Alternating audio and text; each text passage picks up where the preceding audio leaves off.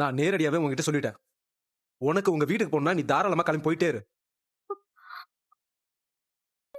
ஏன் மாமா இப்ப எதுக்கு மாமா என்ன இப்படி சித்திரவதை பண்றிய? ஏய், சித்திரவதைக்கு அர்த்தம் என்னன்னு உனக்கு தெரியுமாடி? வாயை திறந்தா பொய்ய தவிர வேற எதுவுமே வராத ஒட்டிய நான் கல்யாணம் பண்ணிக்கிட்டு படாத பாடு பட்டுக்கிட்டு இருக்கேன் பாத்தியா? அதுதான்டி சித்திரவதை. அதுதான் சித்திரவதை. கொஞ்சம் கூட புரிஞ்சுக்கவே மாட்டியலா? குழந்தை விஷயத்துல யாராவது பொய் சொல்லுவாங்களா மாமா? ஏய், நீ போய் சொல்லுவடி. நீ சொல்லுவ. ஐயோ மாமா, நான் என்ன பேசுறேனே புரிஞ்சுக்காம தானே இந்த மாதிரி பண்ணிட்டு இருக்கீங்க. மாமா ஏய், முதல்ல இந்த பக்கம் வா. முதல்ல அப்படி வா. மாமா மாமா இப்ப என்ன பண்றீங்க?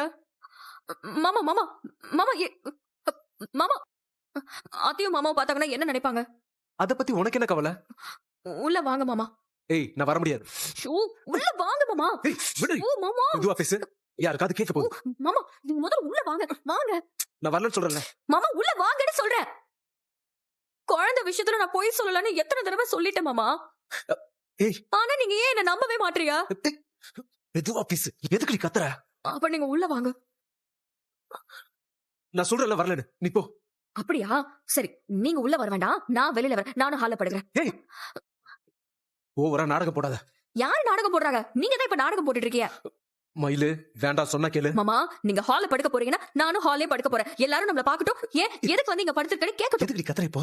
நீங்களே உங்களுக்கான பதில் சொல்லுங்க. என்னாச்சு? அம்மா, ஏதாவது பிரச்சனையா? அம்மா, இல்லம்மா, அதெல்லாம் எதுவும் இல்லம்மா. எந்த பிரச்சனையும் இல்ல. இவ ஏதோ கத்துற மாதிரி சத்தம் கேட்டுச்சு. என்னடா இங்க பாய் தலகாணிலா? அம்மா, அத்த இல்ல அம்மா, மயிலு கத்தலம்மா. சும்மா புலம்பிட்டு இருக்கா. பொலம்புனாளா? எதுக்குடா பொலம்புனா?